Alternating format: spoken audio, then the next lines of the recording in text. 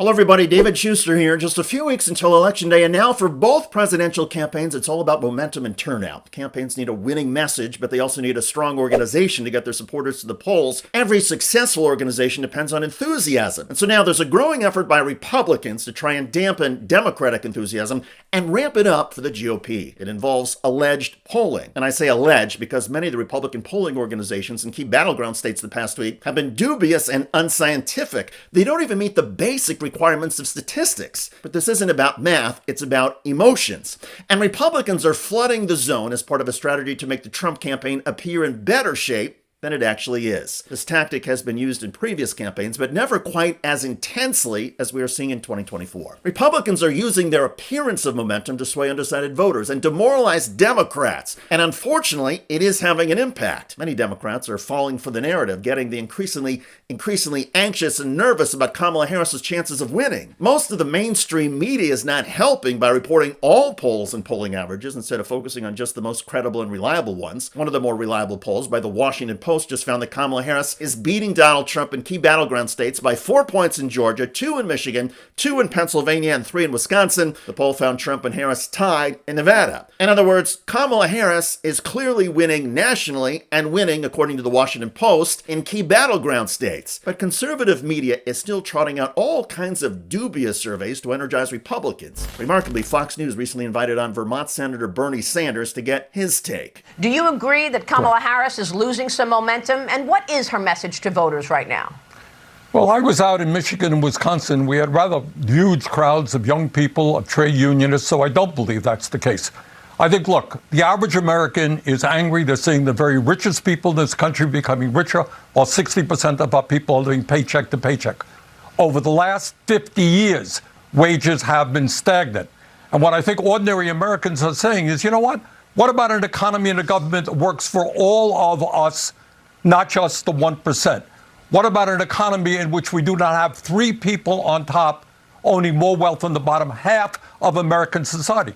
What about an economy in which we join the rest of the industrialized world, guarantee health care to all people as a human right, and where we don't pay the highest prices in the world for prescription drugs? Those are the issues, I think, Maria, that are galvanizing the American people. And I think if you look at those issues, people are going to turn out and vote for Kamala Harris. Indeed, on the issues of economic inequality, healthcare, and prescription drugs, Kamala Harris and the Democrats are ahead. The Democrats are also ahead on issues of character, trust, and stability. Donald Trump keeps digging his grave deeper on those concerns, and it's putting other Republicans in a very difficult position. Here's Republican House Speaker Mike Johnson on CNN. Donald Trump's campaign suggested he would begin previewing his closing argument Saturday night with Election Day barely 2 weeks away. But the former president kicked off his rally with a detailed story about Arnold Palmer, at one point even praising the late legendary golfer's genitalia, unquote. Mr. Speaker, you're crossing all over the country. You're working hard to get Republicans over the line in this election. You're talking about substantive issues.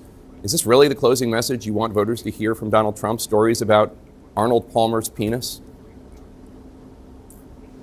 Well, listen, I think that the headline that I read about the rally in Pennsylvania yesterday was the big question, and it's the one that Kamala Harris has not been able or willing to answer, and that is, are you better off now than you were under the Trump administration 4 years ago? And no one can answer that question with a yes. I mean, no one. And that's why Kamala Harris herself avoids the question. Look, I've been traveling the country nonstop, Jake. I've been in over 230 cities in 40 states right now. And I'm spending these final closing weeks in the swing states, in blue states, in toss-up districts for the House. I'm absolutely convinced. There's an energy out there right now. I'm convinced that we are going to win the White House, the Senate, and the House. Did you notice how Speaker Johnson didn't even blink or bat an eyelash? It goes to show that Republican leaders have become so used to Donald Trump's weird, unhinged obsessions that nothing Trump says can usually fluster these Republican leaders. Republicans, at least most of them, just pivot to whatever they want to talk about and never acknowledge that Donald Trump is unhelpful, erratic, and strange. It's almost frightening how little emotion many of these Republicans show when asked about Donald Trump. But clearly, that is a survival strategy. And when pinned down on Trump describing Democrats as an enemy within, as Trump has done repeatedly the last several days, Republicans insist Donald Trump is talking about something else. Look, Trump is talking about restoring law and order, and I'm telling you, you can mock it. People in the media can mock it, but that resonates with the American people. They are sick of being afraid on the streets of their cities. Donald Trump can bring order back to the chaos. They know that. So they're willing to give a little on his, social media posts and some fun language he uses at rallies. He called January 6th a day of love. He said that the January 6th criminals, the prisoners who violently attacked your place of work, he compared them to the victims of Japanese internment camps. And that guy is in favor of law and order? Yes, President Trump had and kept law and order. When he says at the campaign rallies that Except on we January didn't have 6th. hot wars around the globe during his administration. No, look, he's right. Russia did not invade Ukraine under his watch. Israel was not attacked viciously by Iran and its proxies because they were afraid to do so under that commander-in-chief, under President Trump. So law and order, according to Speaker Johnson, includes foreign adversaries being afraid of the United States. It is a stretch compared to how most people talk about U.S. foreign policy, what most people associate in the United States with law and order. Still, Speaker Johnson is trying to make the proverbial chicken salad out of chicken. And given Donald Trump's felony convictions, his pending federal criminal cases, and lawsuit payouts, one can appreciate the verbal gymnastics required to describe Donald Trump as the law and order candidate. There are basically two different strategies for most Republicans who find themselves in this position. They can insist that certain words do not mean what Donald Trump says they mean. So as you just heard, law and order doesn't apply to criminal activity in the United States. It means avoiding international armed conflicts. Or Republicans can simply ignore the question entirely and just pivot to something else, like Biden administration policies.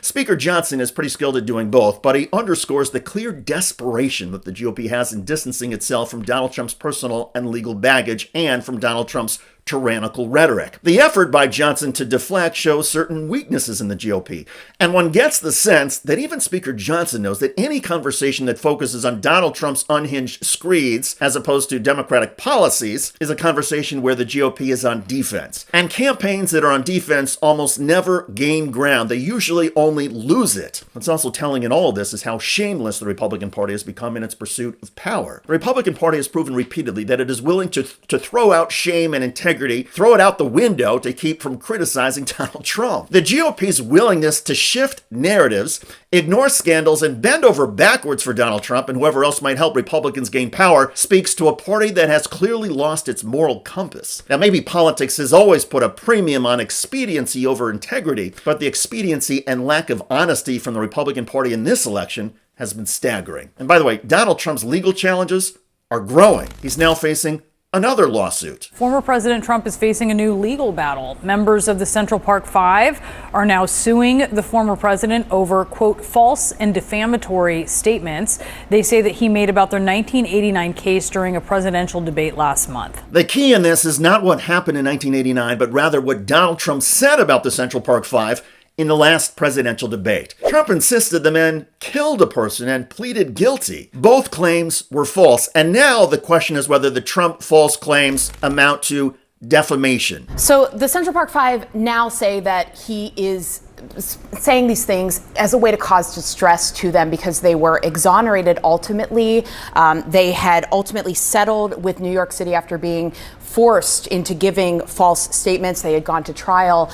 And they are all saying now they never pleaded guilty. They were cleared of the wrongdoing. No one was killed in this attack in 1989. And this has been a pattern from Donald Trump dating the whole way back to the aftermath of that attack when these men were arrested, that he has wanted to intentionally harm them and cause them distress. And one of the plaintiffs, one of the men in the Central Park Five, he was at that debate in Philadelphia and even tried to approach Trump. And they had what he said, or what his attorneys say, was they wanted to have some sort of polite discourse about what Trump had said in the moment on national television about these exonerated men.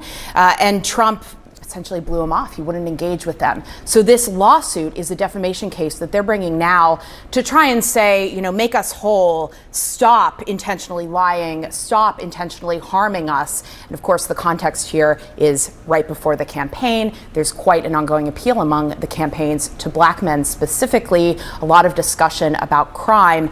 And then also in this context, Donald Trump has been found liable for defamation before against E. Jean Carroll. So once again, Donald Trump says things off the cuff or intentionally that are not true. And now Trump will again face more consequences, eventually, this time through another civil lawsuit. It's more evidence that Donald Trump has no discipline and seems to lack the cognitive ability to speak honestly or accurately. Trump cannot seem to get out of his own way. And while it may be entertaining and amusing at times in the context of civil lawsuits and defamation cases against him, Trump's sloppiness and narcissism could have major consequences for issues of U.S. national security and safety. Most Americans, I believe, understand that connection and recognize that Trump's behavior is not healthy or helpful for our nation. We began this video by talking about misleading Republican polling organizations. Well, one of the more credible nonpartisan polling groups has found that Trump's unhinged meltdowns the last several weeks and months are making an impact on the electorate. Emerson polling found that out of voters who made their decision in the last month or last week, 60% are voting for Kamala Harris to 36% for Donald Trump. In other words, people who are only now, weeks before the election, tuning in or paying attention to Donald Trump do not like what they're hearing. I'm David Shuster. Thanks for joining us.